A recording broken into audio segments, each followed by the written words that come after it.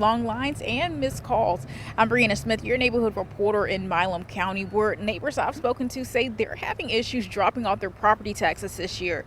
So I reached out to our local leaders to see what's causing the problem.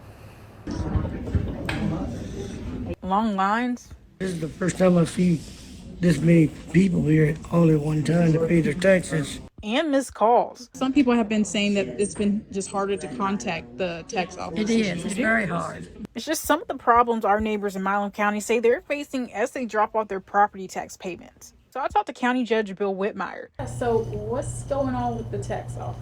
So when the former tax assessor collector retired last year in June, there were no employees left in that office, which is fairly common when one elected official leaves office and a new elected official comes in.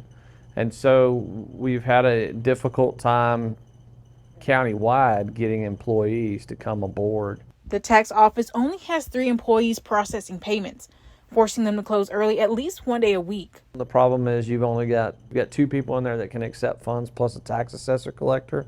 And as a result, a lot of the phone calls have to go to voicemail. People I've talked to online tell me it's just an inconvenience and believe there should be another office. They've got that office there in Rockdale. If they just find somebody to run it. The commission is considering moving tax collection to the appraisal district, hoping it will solve these issues in the future. Whether it fixes the problems we're having this year, I hope so.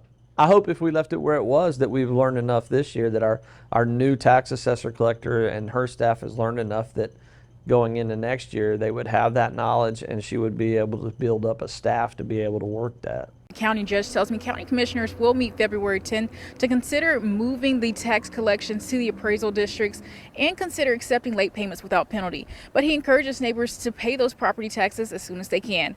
I'm Brianna Smith, your neighborhood reporter in Milam County.